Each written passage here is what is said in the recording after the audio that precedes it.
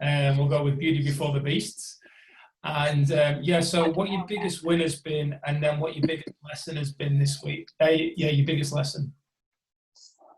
Yeah, okay. Well, my biggest win is that I had a sale in my business this week. So it's my second ever sale. Good on you. So I'm pretty excited about that. Well done. Thanks, Gary. And yeah, and I missed last Thursday night's call because I was actually away at a 3-day, it was called Dream Builder weekend workshop. And yeah, we did so much stuff there around ourselves and working out our patterns that we keep replaying in our lives, and we were given some really some hard tasks to do, like without being told, write down how you criticize yourself, and then pick a partner and share it, but you don't get told that until after you'd written everything down. So yeah, just from doing things like that, I picked up a few patterns of where I prefer to stay in the background than come out in the fore, and that's playing out a lot in my business. And so that's why I'm not doing very well. So that's one of my greatest things, is about speaking up, and yeah, so that was probably one of the biggest and best things I learnt this week. Just about patterns. Great share.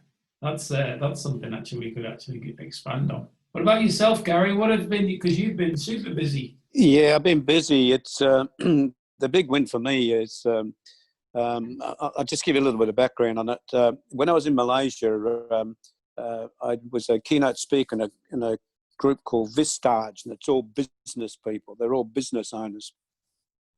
I've been a keynote speaker about 4 times over a period of 12 months. So they must like me. And what happened now, out of one of those, I get quite a few, a bit of work out of that. But one of them was a lady who had a young man, her son, he's 12 years of age, incredible golfer, absolutely a fantastic golfer. And over the years, I've worked with a lot of professional golfers on the mental side. And so she asked if I could work with him, which I did. And he was just fantastic. And the only thing that he was lacking was whenever he spoke, he was too whispery. He wouldn't raise his voice. And the reason is because he had this fear of criticism. So we nipped that one in the bud. And anyway, I used to go around with him when he played golf. He was just absolutely brilliant. So he and his mother decided to move to Australia, which was it was just before the COVID-19. And she asked me to keep in contact with him, which I did, and kept working with him. And so when I've come back here, it continued. I'm still working with the young man, but he's in Victoria because I'm in Western Australia. But what has happened is it's been so successful that she asked me if she could become a distributor for my business. And so that's been a big win. And of course I said yes.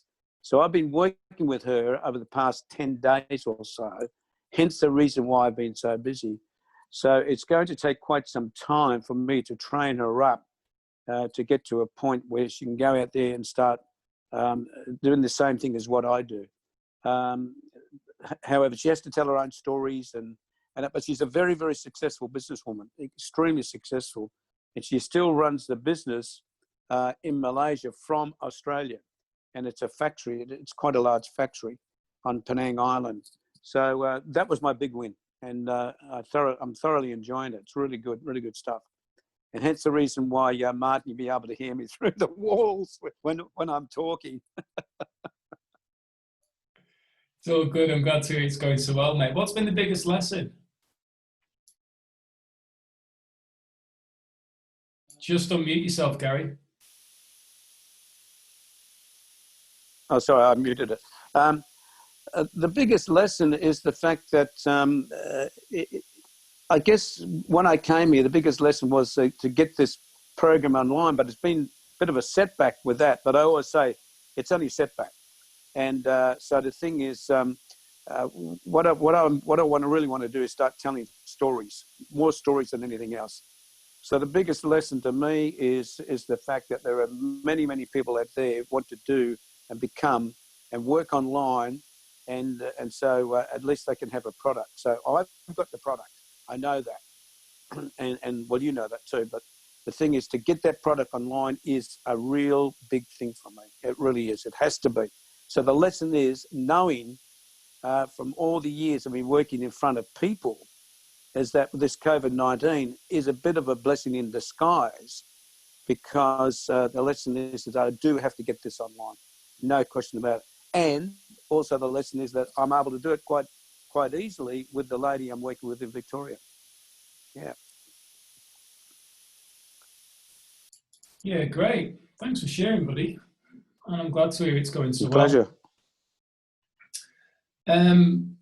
For myself, my biggest win this past week was actually part of my accountability, which was to get the videos recorded for the different industries with coaches and network marketers, and really showing the NG platform. And I managed to get that done. And for a change, I actually did all the videos together in one and then edited them all in one, which was a very nice experience, because it meant that I just did the same task over and over again it was like a production chain of, right, I've got this video now this video, now this video, instead of doing a bit, closing all that down, going off and doing something else, a day or two later, coming back, starting all again. So I was really in the zone with it. So I got them done and I felt I'm really happy with them, which is good. With the way that they are for now. They may improve in the near future, but they're certainly good enough for now. And my biggest lesson has actually been to not hold off doing what I feel I need to do because somebody else has said they're going to do it. And this is not in any way, shape or form picking on anybody, but I've been being told for the past several weeks now that something was going to be available. And I've been hanging off from creating something myself. And it's going to be delayed another month, which isn't because of them not doing anything. It's just because they've just been busy with other things that were important. And I just thought, why did I choose to just delay stuff and then sit twiddling my thumbs going? So my lesson's been just to go and create what I feel needs to be created and get on and keep momentum. Don't slow down just because somebody else says that they'll do it and then it doesn't happen. So, and that was a big lesson for me when I used to be a team leader in the mining industry. When we used to delegate tasks, then there was a lot of times people would just not do the tasks, and believe it or not, I'd get counselling sessions for people not doing the task. So it's ridiculous. So I ended up getting this very I ended up building a wall in regards to, I'm just not going to delegate. I'll just do it myself. It's just quicker for me to just do it. But obviously then I've added pressure, and not very good team leader when you just do everything yourself. Well, they're happy because they're just doing nothing all day but getting paid for it. But yeah, so that was my big lesson, and I'm really looking forward to. We just did some planning earlier on, Beth and I, and went through some new stuff that we're going to be delivering in there, and that's perked me up. Apart from having that challenge today with things not working and figuring out for about an hour trying to find what I was going to be able to do, it's that thing of, that wasn't an hour of relaxation or recharging the batteries. That was an hour of frustration and trying to figure out what the hell am I going to do here. It's wasted time. I haven't got time for this. But it just goes to show that preparation's key. Because if I'd taken the time to just research about that update, I probably wouldn't have done it. But never mind. It is what it is. So, is there anything? Sorry, Lynette. Yeah, I got a couple of things. I put a post on today. Maybe that relates to what you are talking about, and not waiting around for people. And the what I put on FB today was, if you wish to see the end of your suffering and fear, develop discipline, compassion, and wisdom. We must not seek salvation by depending on others. We must develop our own confidence in ourselves. And that's what you've done, right? You've gone out, you can't wait. You've got to go out and do your own thing. You have to do that. And it's important that you do that, because once you start looking after yourself, then you can look after other people. That's how it works. Look, I like to do something for, this is between us, the three of us. I like to do something for Lynette, if it's okay with you, Martin. We'll talk about it later. But what I like to do is, can you hear me, Lynette? Yeah, yeah. Okay. What I like to do with the program that you went to, the Dream Builders, what I've got a fantastic audio, which I developed many years ago. What I like to do is give you that audio. It's got what I call right thought information on it. So what it is, it's relaxed sleep, positive attitude, confidence, enthusiasm, and do it now attitude. And what that'll do, it puts you in a lovely, deep, relaxed state. The information gets fed into your subconscious mind, and the mind will create that. It will do it. You have to use the audio every day for 28 days, then on a regular basis. And what that'll do is, it'll help you overcome what you were talking about. And you said you have a tendency not to move forward, and what it could be is the fear of criticism. Oh yeah, big time. Yeah, well, that's the biggest fear there is of human beings, and it all stems from our childhood. It all stems from our childhood. So I'd love to do that, but I'll have to talk to Martin about it. Oh, my pleasure. And but I want you to use it. You must use it. And maybe keep in contact with Martin and to see how it goes over the next 28 days. Okay, I just love to do that. So do it at night time. At night time, do you, or any time? No. Okay. This is why. Okay, if you do it at night time, what happens is you go to sleep, and the information will be wasted. The best time to do it is in the morning when you wake up. Right. Okay. It only goes for 15 minutes. It only goes for 15 minutes. But you have to write a goal down. So you must write a goal down, but we'll talk about that later, about how to write the goal down correctly for you to move forward with your business. All right. Thank you so much. And then read that goal every day, and you listen to the audio. Okay? Yeah. Okay. And you must not use it in the moving motor vehicle. You cannot use it in the moving motor vehicle under any circumstances. No. It says it on there anyway. It says it on the audio. Okay, all right? Okay. Okay. Oh, thank you very much. No, pleasure. Oh, well, look at that, Lynette. Not only do you get to spend some time with two handsome baldies, but you also got an audio from it. Yeah, I know. I'm glad I turned up tonight. Everything's helpful. Sorry? Very kind. Very kind of you, buddy. No, pleasure. So Lynette, just before Gary shared what he shared, which was great as well earlier on, what you said, Gary. What was it that were you going to say something? I think I was just going to. It was about how you dealt with yours, but I think I was just going to say, like, when we get busy, the pressure gets on and you don't go and check things out, do you? You just go, oh, this looks good, and I'll just do that. So I think that's just what I was going to say. Yeah, it's been interesting, really, with some of the things that have been happening, and one of the videos I recorded, there was a lot of thought process behind them in regards to when I was going to cover certain things, and it took me back to growing up with my parents. So my parents worked multiple jobs, and we never really had much, just about enough to get by. And I didn't really have much of a relationship with my dad, because he was always working from one job to the next. And he used to, by the time he got home, he just watched so like Coronation Street, if you know what that is, in England, and then he'd fall asleep on the couch. And he was just tired because he was up at 4 o'clock in the morning, then pretty much at 4:30 he's off to work. So I was brought up with this mentality of, you only get ahead in life by working really hard. But realistically, when I looked at my mum and dad, I didn't ever see them getting ahead. I just saw them constantly working. And as I grew older, and I was implementing that kind of work ethic and going, well, I'm not getting ahead and there's not enough hours and I can't work any harder. And is this going to be the reality till I'm 60, 65? Because at 30, I was slowing down. You know, you think if I'm slowing down at 30, what am I going to 40 or 50 or 60? I mean, Gary, you're in your 70s, mate, aren't you? And you're just flying. Yeah, I've only just started. I'm a Kentucky Fried Chicken a Colonel Sanders type.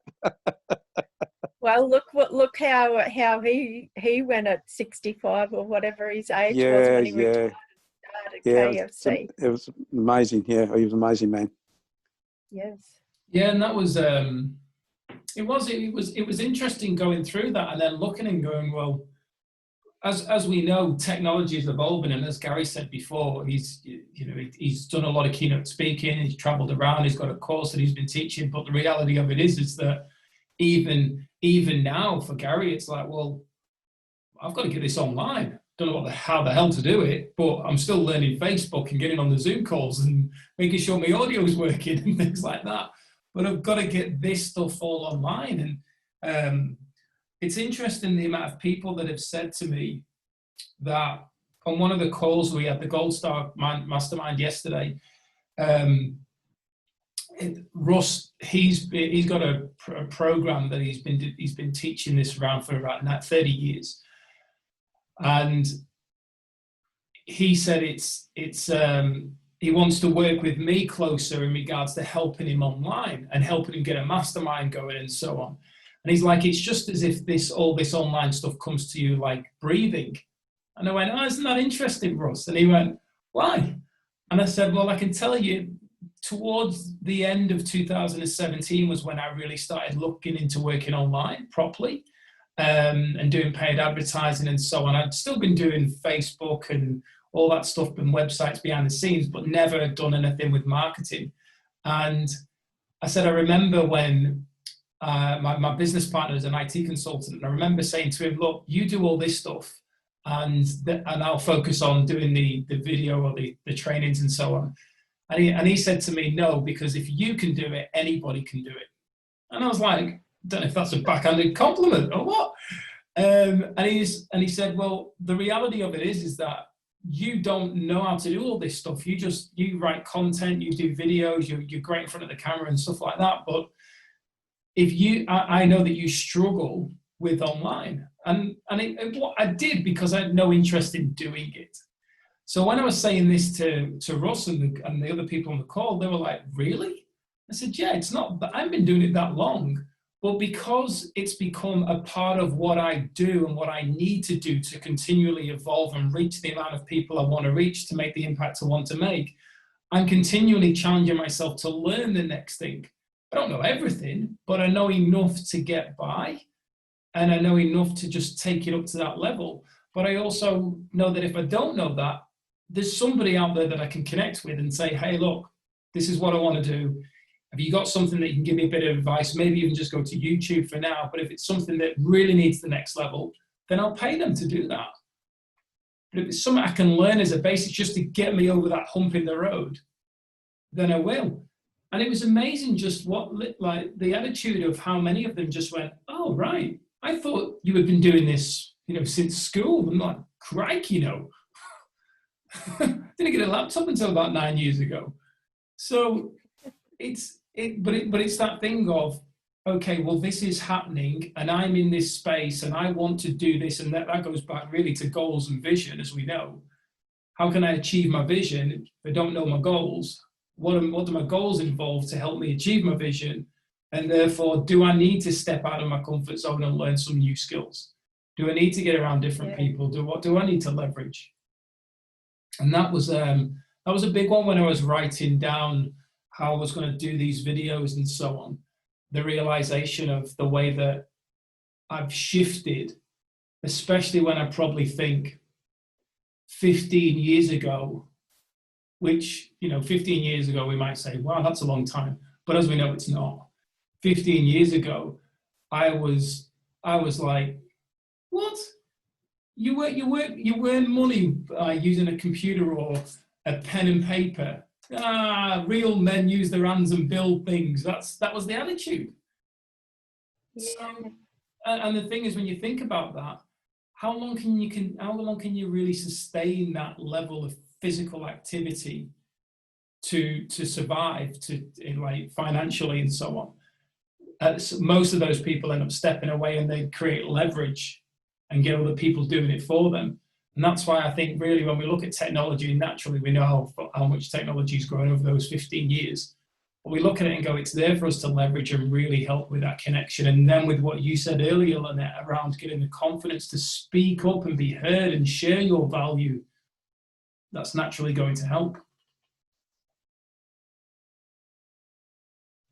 Yeah, look, I agree. Yeah. I agree with all that. It's the same as when you said you started and your partner said, you can't do it and all the rest of it. But the thing is that it reminds me of a story when I was a young guy. When I joined the Air Force, I was only 18, and I joined up as an air crash rescue fireman. And they posted me to a place called Wagga Wagga in New South Wales. It's a good Indigenous name, and it's a depot. It's a spare parts depot for the whole of the Air Force. And so there was five men there in regards to the air crash rescue. And I always remember the very first day I arrived, I was welcomed by the officer in charge and all the rest of it. And then about 11 o'clock, they said, "Oh, we're going to lunch, but we want you to look after the section." And I said, "Oh, okay, that's good." I mean, nothing. He said, "If it was an emergency, just jump in the truck and come down, pick us up, and we'll go wherever the fire is." And anyway, about 11:30, there's a knock on the door. And I opened the door, and there is the commanding officer with about 5 junior officers, the commanding officer. And he looked at me, and because my name is on my uniform, he looked at me and he said, "Oh, LAC Dean Atkins." He says, "Where's the officer in charge?" I said, "Oh, sorry, sir, but they were all at the lunch." He said, "What do you mean at the lunch?" He said, "We've got a lecture on for 30 minutes. He says, "Son, you're it." And he pulls out this piece of paper. He said, "Oh, it's something to do with this new fire extinguisher that's come onto all the base. It's called BCF." I said, "Oh, yes, sir. That means bromochlorodyfluoromethane." He said, "You are certainly it, son." So I had to give a lecture for 30 minutes. And I tell you, it was not easy. Here I was, this young, raw recruit, giving a lecture to the commanding officer and these five junior officers. There's always a smart one, or what we call a smart ass, right? There's always one in your audience. And I got it. And then one of the young guys said to me, because I said, you can use this particular extinguishing agent on any type of fire, even electrical fires. And listen to this. I said, up to 50,000 volts, right? And this young guy says, "Well, what if it's 100,000? I mean, trying to catch me out. But the answer came to me immediately. I said, "Well, that's easy. You use 2, don't you?" Well, they all are. The commanding officer turned around because he was behind him. He said, "I want to see you afterwards when we walk out of here." So he was not happy with his junior officer putting that sort of question to me.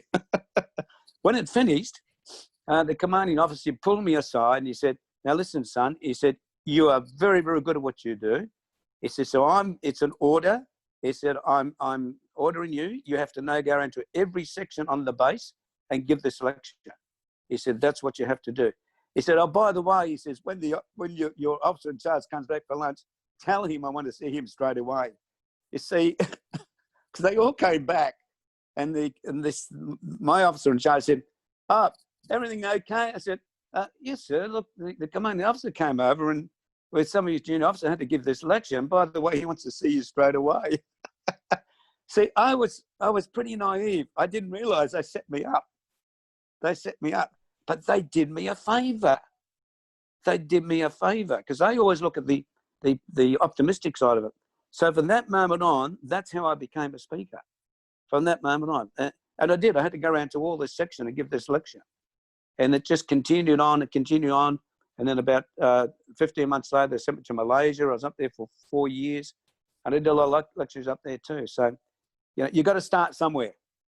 Even though I was thrown in the fire, and I'm glad, yeah, even though I was thrown in the fire, it's okay. I had an extinguishing agent with me anyway.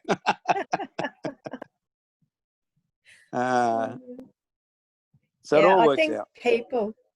I think people forget, like, even though some people are successful, like they forget that they've done, you know, like there's a lot of years work behind there, isn't there? It doesn't just happen like that. And even though, you know, like they think that Martin must have been doing what he was doing for years, it's just that consistency and that drive and determination to go, I'm going to learn this, I need to learn it, and I'm not going to, you know, not going to get somebody else to do it for me. And I think, yeah, if people just took that attitude a bit more, we'd all be a lot more adept at what we're doing. I agree with that. I mean, Martin's helped me out a lot in that, and especially the other day when he showed me how to, you know, when I put my name or put my Max Plus, and it works. Now I'm starting to get some hits like I've never had before. So, yeah, so it's fantastic. So thanks, Martin. Great. Yeah, you're welcome, Gary. It was, and that's the thing. It's I mean, that was around the hashtags, Lynette. So Gary had put a hashtag, and then he put www. And then started writing my Max Plus. And I said, oh, you don't need to do that, because what it's actually highlighting is only the www dot. So if you click on it, so I explained how a hashtag works and so on. And this goes right back, and it's really interesting how these things happen, because I remember, and this is how well I remember this. It was lunchtime, and I went down by the pool when I was working on site, and a couple of the lads I was working with, my work colleagues, they were hanging out at the pool, and they were just sunbathing, and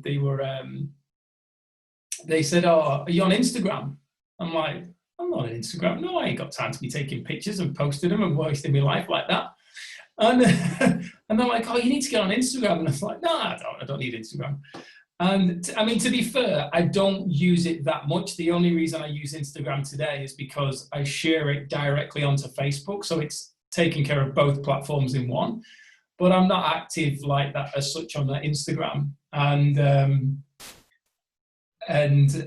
it's funny how my attitude was like that. And then when my mates started using hashtags, when they started to come in very early on, and I'm like, oh, I don't see the point in all this rubbish. You don't need all that. And that was my attitude, and then it slowly I've learned, and then I use my own hashtags now, and it's funny the amount of calls that I've been on, especially with like networking groups, and they're like looking at me and going, oh, he's the go-to guy, and I'm like, and yet for myself I'm like, no, I'm not. I just know a few things, but obviously the things that I think for me, because I always come from a place of confidence, and I'm like, well, this is me, I know this, and I'm going to share this with you, and if it resonates, great. If it doesn't, great, no attachment. Well, this is the value I've got. I think that kind of posture is what attracts people. Well, I want to learn from you, and I go, well, this is what I know, and this is what I do, and it works for me. So, not saying it's the only way. There's arguably a lot more I could do, but at the same time, there's only so many hours in the day. And I also want to make sure I get on top of what I can get on top of. That's important. So I think that's definitely a thing around social media. People think I'm on it all the time. The only time I'm really on social media is to do the task that's important for me to do, not to be just like this scrolling through. So I often don't see a lot of posts. And sometimes if I happen to see them as in the flicking through, it's because I'm looking for something and I go, right, I found that, and that's what I action. So I'm very conscious now in regards to, because everything I do is, especially when I always have my three big rocks. So there's my 3 big rocks. And these are the most important things to get done each day, whatever they are for that day. And then anything else I do, I'll write down there. Now, I haven't today, I've just got onto this call. But these are the 3 things that I've been working on. To know that if that's all I get done today, then I've got through the most important thing. Rather than, I mean, and Gary knows this because Gary's works with Jim Rowan before. And, you know, don't start the day till you finished it. Well, if I've written that down, I'm like, that's my day finished. I'm ready to go. And that was something that I remember hearing it and going, don't be silly, Jim. I'm just going to get on with my day. And it's only when I started implementing these things, productivity increased, results started increasing. It's like, wow, this actually works. But you've got to work for it. There's got to be that energy exchange. Yeah, that's something that I find, like I write out my to-do list, but then, yeah, I haven't got time to do that. I don't feel like doing that. So at the end of the day, some days you go into bed and you just feel so, you know, like it's just like, oh, I'm so mad at myself. I didn't get it done. And then the days when you do what you need to do and what you say you're going to do, completely different. Like, yeah, so I just let life get in my road at the moment instead of going, right, this is what I've got to do and this is what I'm going to do. Yeah. Oh, absolutely. And that's that. One of the things that Beth had said to me was write down everything, because I kept going in and going, I've not really done much today. I've not achieved much today. And she's like, write down everything that you do. I'm like, I'm not wasting time writing everything down that I've done. That's time I could have done something else. She said, just as soon as you finished it, write it down. And then have a look at how much you've done. And I have to say, Lynette, I was amazed. Instead of starting the day writing down everything I needed to do, because often then we look at it and we go, you know, the big O word comes in and it's like, oh, really? Where do I start? And that's why I just put the 3 big rocks up and then I focus on them. And then after that, write down anything else to do. And sometimes you look at it and you go, how did I manage to get all that done today? Especially when you're just on the wheel and you're just going, right, next task, next task, next task. And I think as well from my side, like I used to work building homes and apartments, doing a lot of the work internally on them. And a lot of that was on price work. So the goal was you could give in a job, given the price, off you go. And the faster you do it, the faster you earn money. So that was my mentality. And bearing in mind, it was like going from maybe one home, hanging all the doors in that into the next one, putting all the skirting boards around, installing a kitchen in another one, whatever it would be. And it would just be bang, bang, bang going through. Whereas now my life, as Gary knows, is very much this. And it's not the conversation. It's just sat in front of a screen doing the work constantly. That's why I go and move my car on average every 2 hours from the main road, because I just need to get out the house to just walk and get some fresh air and stretch my legs. Otherwise, you have to do that. You have to have time out. You know me, I go out every day. I have to go and walk every day, but it's the thinking time for me. It's interesting you say these things, Martin. You know, when you spoke about writing what you did today, I mean, that's a Jim Rohn journal. You know, have a journal. Always have a journal and write down everything that you've done for the day, because what it does, that when you look back at it, you could look back at a week later, or maybe 6 months or 12 months or 2 years later, what you've written down, because what happens is you recapture that emotion that happened at that time. If you don't write it down, that emotion goes. It's like little fishes, they swim away. And a journal is like a big fish. You catch it, right? You catch it. And and so you eat it. Not catch and release. This one you catch and eat. so the thing is, I'm plant-based, Gary. I don't eat fish. Sorry about that, mate. Seaweed fish. Plankton. It's very good for you. Seaweed sausages. So, all right, I'll catch the seaweed sausage and eat it. And yeah, so the journal. Yeah, I mean, I've got journals everywhere. It's like this is a, like you can see there. So I write things down, Yeah. and you capture it, and then you can look back at it, but you capture the emotions of that particular time. Yeah. Yeah, okay. Yeah, well, I come from sort of the same place where Martin does in the work ethic thing. Is like my dad worked, you know, from daylight till dark and well after. And so, yeah, we grew up like that. And that's what I have most trouble with going online, is like if I've got a day that I can spend on it all day, you know, it's like, it's good first thing, but then you're going, I feel like I'm doing nothing. I just feel like, you know, I'm sitting here, and because I'm so used to doing, like I can go and work all day. If I've got a list of jobs, I can go and do that. But then I sit down in front of the computer to do the online stuff, and I sit there and I'm like, I could really be going and doing that. Or, you know, like I've got to do this task, but I don't really feel like doing it right now. So yeah, it's just switching that mindset from physically doing stuff to mentally doing stuff, and, you know, doing the right productive stuff, the money making stuff. Yeah, that's a big one as part of the goal setting, which I'm sure Gary would elaborate on. Being clear Yeah. on that vision, and then going through what the goals are and what the tasks are, and going, well, Sure. why is this an important part of me achieving the goal or achieving the vision, and then asking, well, why am I walking away? And Gary will probably expand on this, because a lot will have to do with subconscious, if not everything. Yeah, okay. Yeah, well, it Yeah. is. I mean, you know, I say to people, you know, what rules your life? Well, your self-image rules your life, and that comes deep from within your nervous system, deep within the subconscious mind.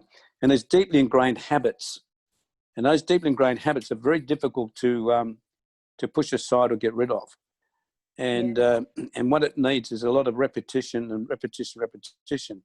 You know, years and years ago, look, I fell into that trap too. I mean, you know, I've been working with psycho-cybernetics for 40 odd years, and you read an affirmation or you read a goal, and you read it every day for 28 days on a regular basis, but still things have a tendency not to happen. And the reason is because when you read a goal or you read a book, it's passive. It's all passive. And so the thing is, to get the goal imprinted deep in the subconscious mind, you have to switch the conscious critical mind off, like a light switch. You've got to switch it off. And when you switch it off, and then the information is allowed to go into the subconscious, and the subconscious will work on it. So the way to switch the conscious mind off, it's been around for thousands of years, and it's called meditation. So when you meditate, you go in a very deep, relaxed state with your eyes closed, your conscious critical mind switches off. Then if you imprint the correct information, the mind cannot reject it. It cannot. It's impossible. Okay. It cannot reject it. It will act upon the information within a nanosecond, because your mind cannot tell the difference between a real or an imagined experience. So basically, you just got to switch that off. And that's what we have developed over the years. And that's the reason why I like to send that audio to you, and so that you experience it. Okay. We have this saying that it's not easy to explain, but easy to appreciate once you experience it. You have to experience it. Yeah, for sure. Yeah. Mm-hmm. Yeah, well, I keep hearing and reading about meditation, and I guess it's getting into that habit of doing it. Because, yeah, like, you know, I get up, I've got animals to go and feed, so it's not like I can lay around in bed, and then you've got to get off to work and stuff. So, you know, it's just my mindset. I keep going, I've got to start meditating, I've got to start, you know, listening to something. But yeah, I just haven't gone and done it yet. But everywhere I'm hearing at the moment, meditation. So I better start. It's funny you say that, Lynette, because that's the reason why I developed the program. Because what it is that people say they don't have time to meditate. So why I developed this, because that's all I ever heard for years and years and years and years. And it's true. People found it very difficult to meditate.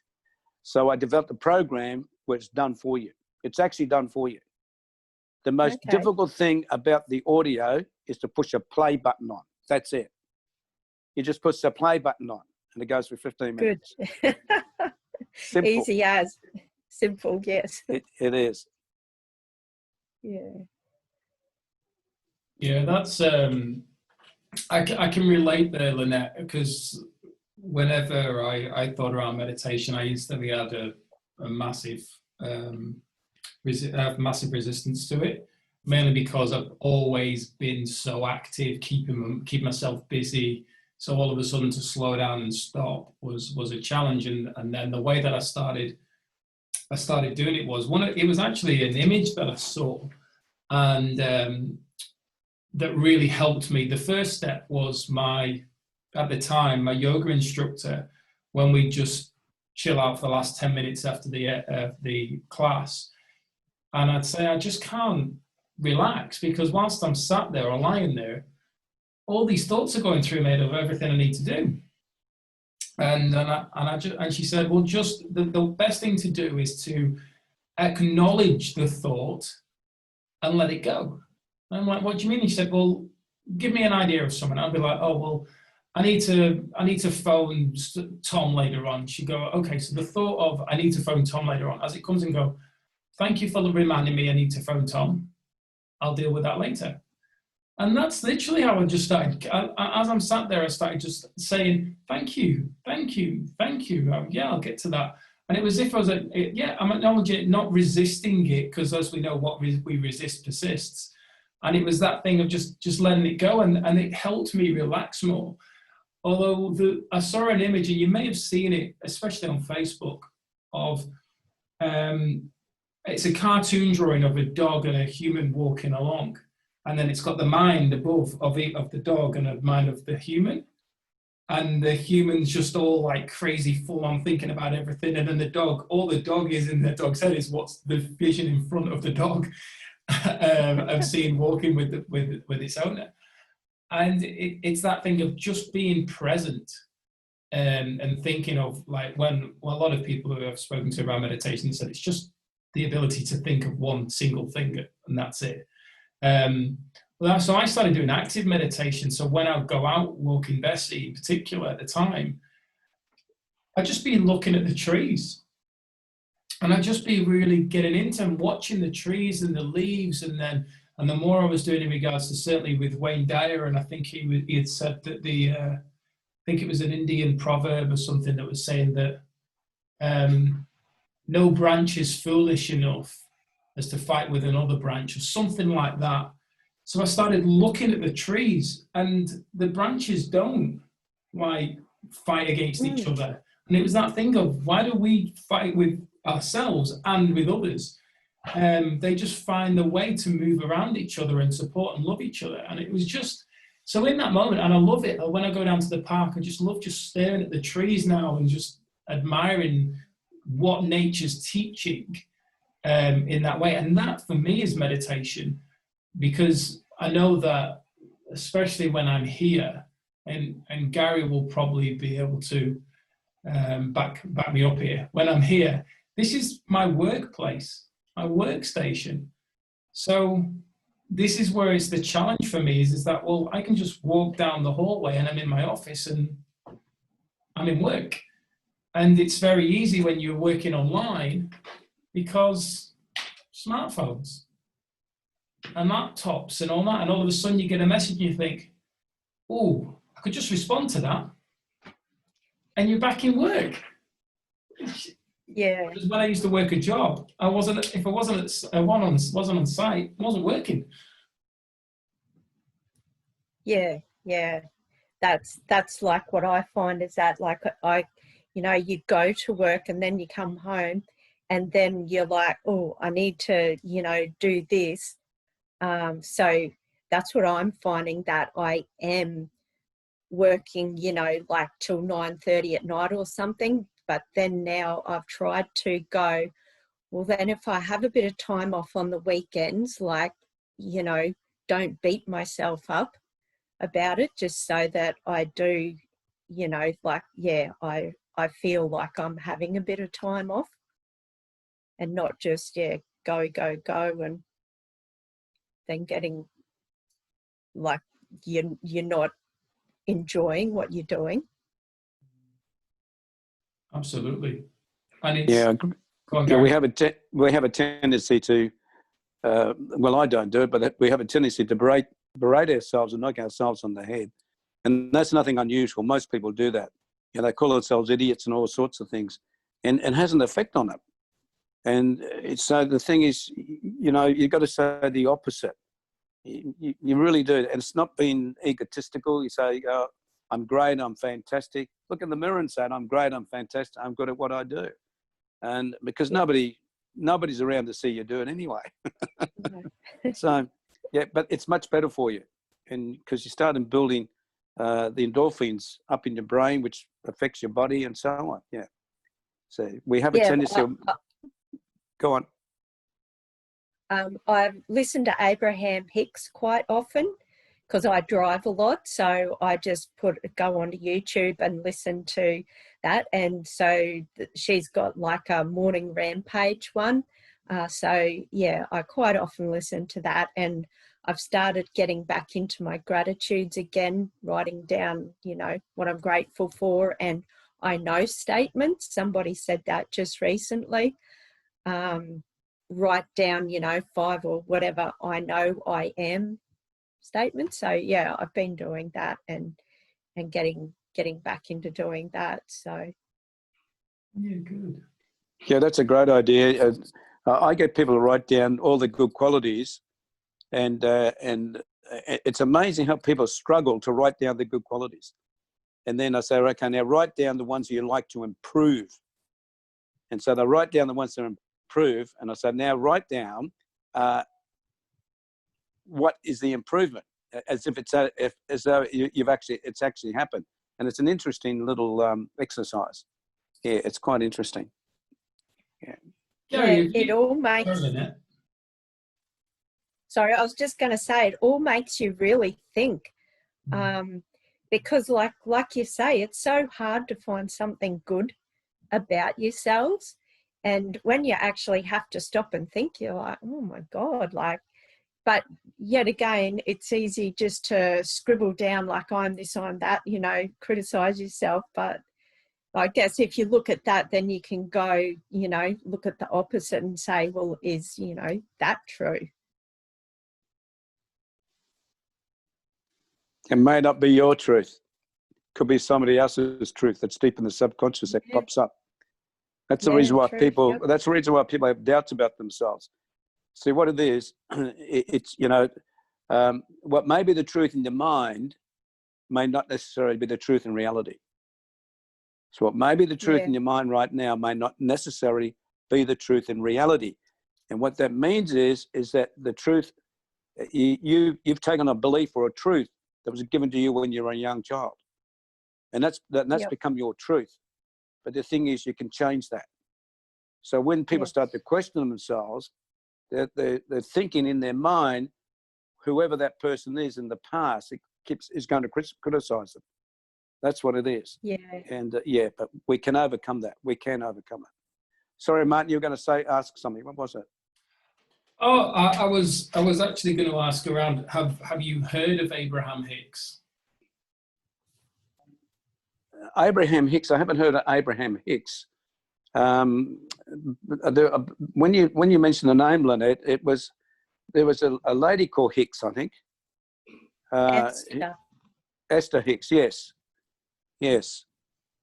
Yeah, I've heard of her. In fact, I've read a lot of her stuff. Yeah.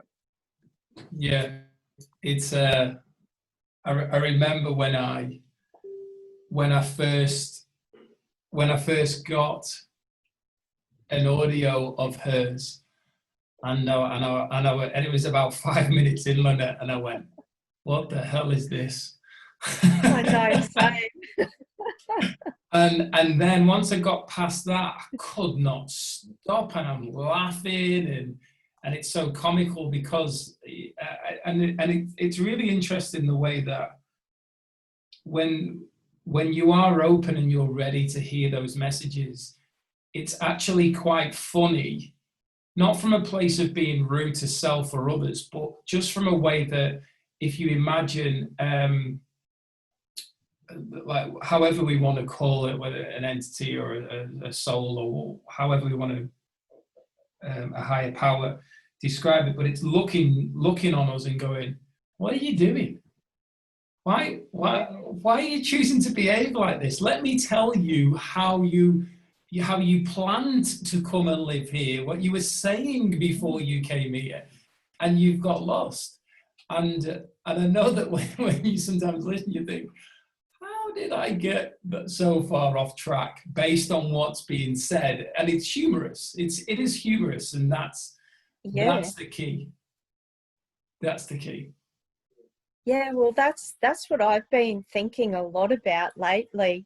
How did we get to where we are, that like a lot of people kill themselves because they think that's it. They, you know, we'd rather kill ourselves and improve our lives because we just don't think we can.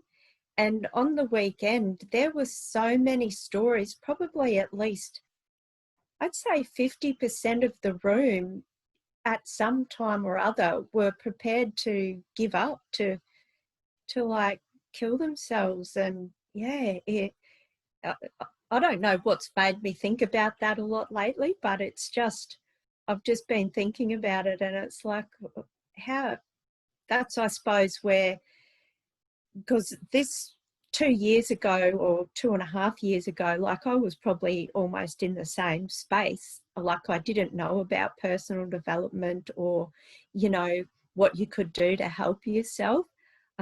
So I suppose it's just, you know, you getting out there and sharing your stories and how you helped yourself, that somebody else will go, oh, there is something I can do.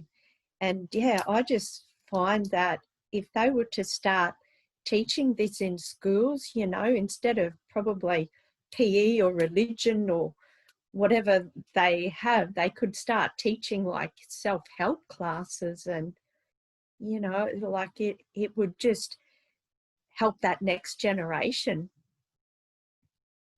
Yeah, look, I fully agree with that, Lynette. It's been, you know, this is the question you put there. We tried to get an education system about 30 odd years ago, and it was near on impossible. That they were just so pessimistic in regards to that, and it's really, they're quite naive, to be quite honest with you. And that's why I've always said the formal education has been a bit of a disaster over the years, because it's based on left brain, reading, writing, arithmetic. And you're right, life skills are not taught in schools. There are some, like Steiner, Montessori, and some of the private schools are teaching personal development. So you find that you find it. So Steiner and Montessori do that. They do that. But the government schools rarely. It's got to be up to the individual teacher who's into personal development that does help he or her students. Yeah, there's a few who do that. Okay. Not many though. It's a very small percentage. And I've worked with a couple of those school teachers. They're fantastic. They really are. And the students all come out, you know, bright and sparky, and they've got a direction, a purpose in life. Yeah. And that's what it is. People lack in that purpose and direction in life. Yeah. Lack of goals. Yeah, for sure. It's lack of goals. Yeah. Yep. I actually used to be in a relationship with a primary school teacher. So she did year 9, I think it was year 9. I'm not sure how old they were. I think it was year 9. I think they were like, how old would year 9 be, Lynette? Do you know? Yeah, primary's 1 to 6 or 7. Year 9 is 14, would be 14. Oh, no, they must have been 9-year-olds then. One of the two. Yeah, it was definitely primary. And she was big into personal development, not on like my level, and certainly not thinking like I do from that angle, but definitely from a way of like meditation. So what she did, she got these huge fake leaves, and she put them in the corner, and she put bean bags in there, and she used to say to the kids, now, if you're really good and you do your work, you get to go and meditate on the bean bags in the little forest. And they loved it, it. So she was already setting that standard. And we were talking one day about different things and what she could maybe do to help the kids at that age. And she said, the problem is, Martin, I'm very much dictated on what I can and can't do.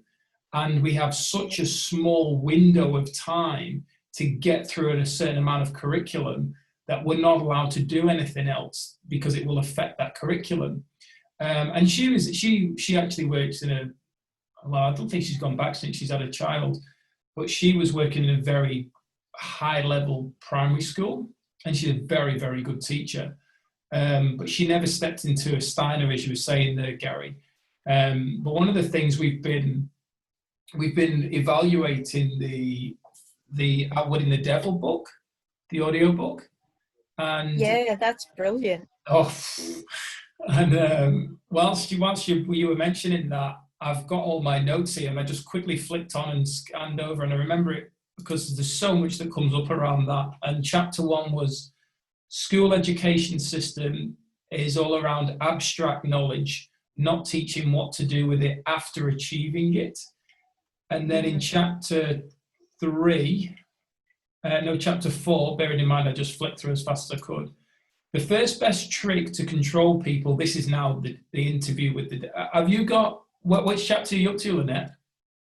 I listened to it all in my car probably after you mentioned it, must have been a fortnight ago.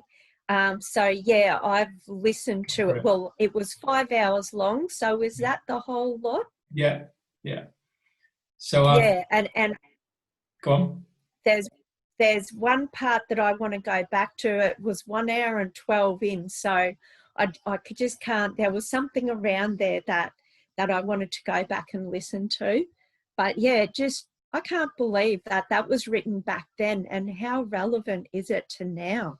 Oh, like unbelievable. Well, chapter 4, where he really gets into this interview, and he's talking around getting into controlling people through fear and ignorance. And he said here, the first best trick to control people is enter a child's mind through fear and limit the child's power to think independently. Think about who was fear-based in structures in their life versus faith-based instructors. And I remember hearing this, and straight away, the images of my teachers came into my head. And Mrs. Rigby was just absolutely amazing, just a big smile. She was a big lady, and she was just so much energy, and she was cuddly, and she always came down and she did PE and football and everything with us. She was just amazing. And then I think around the fear-based teacher, which was it Miss Eileen or something, I think her name was. Oh, and she was frightening. And she'd always lose it, and she'd be like, "It's trying to get blood out of a stone teaching you kids." And we were only like 7, 8. and it's funny how when I'm listening to this, how these people come into your mind. And I was having a conversation with somebody today, and I said, for me, it's about how I'm going to be remembered. Like, I've not got the attachment to it as in, oh, I must have people like me. But it would be great for when that time comes for people to reflect and go, do you know what? He made me feel so good. He went out of his way to always help, and just what a great guy. Or same for a female in any way. rather than, oh, it was always angry, frustrated. It was always about just get the job done. That's all that matters, and things like that. And I'm thinking, wow. And then, you know, it got written down here as well. School teachers help the devil control the minds of children by what they don't teach them, the power to think for themselves. And that reminded me of what Lauren had said. It's not that they don't want to do it in many cases, it's that they're governed to not do it. And that's where it's taken away, because as young children, they are often open to answering questions and using their own mind to add value. Often later in life, the child then chooses not to speak up, because through those younger years, don't speak until you're spoken to. Put your hand up. No, we're moving on. Yeah, it's simply put, we've been taught what to think, not how to think. Mm. It's simple as that. I mean, a man called Professor Roger Sperry in 1981 won a Nobel Prize in his research in the left and right brain thinking, and he found that very little work and training has been given the right side of our brain, which is the seat of the imagination. Hence the reasons why our imagination has been literally knocked out of us. It lays dormant. With most adults, it lays dormant. And so the thing is, you have to stimulate the imagination again for your brain to start working in the right direction. Yep. Yeah. Wow. Yeah. Wow. It's some powerful stuff, and it comes back to that. I've got two nieces and a nephew there who, my brother and his wife love them to bits, but they just think I'm absolutely crackers. Think I've lost the plot, and it's interesting because, you know, those years there of seeing those kids. And my mum's on board with everything that I do, and she's very much into it all. So she has that opportunity to help the kids in her way when they're around her. But you just think to yourself, like, that the ability to get to influence a child's mind from a different angle and helping them think and just see things a different way. How much further could that potentially get them ahead in life, based on the information we're getting now, or maybe in Gary's case in particular, have been teaching for a long time and got on that train early. That thing of how much would that have made an impact, especially right now? And we can still make the change now that we need to make, but also you think, wow, all those situations, those experiences, those relationships, how I would have handled that differently. But everything's perfect because this is where we're supposed to be now. But at the same time, it's that thing of, I know when the kids come over here, when that time is and they want to hang out with Uncle Martin, it's going to be a completely different experience. One, because they're older or they've gone through that. But I'm completely different to my brother. You'd never think we were from the same mother. Completely different. But that's just part of the journey, and they'll get whatever they need to from my brother and his wife. And they'll get whatever they need to from me during that time. And we'll all get what we need to from them as well, because they're constantly teaching. When we're open to understanding that it's not just the adult that teaches in any given moment, we are a student or a teacher. Super. Yeah, no, there's always something to learn from everyone, isn't there? And, you know, even just their behaviours teaches you how to like, you know, work with different personalities and that. So, yeah, but yeah, and that's where I guess now, like, you know, people are saying we're waking up.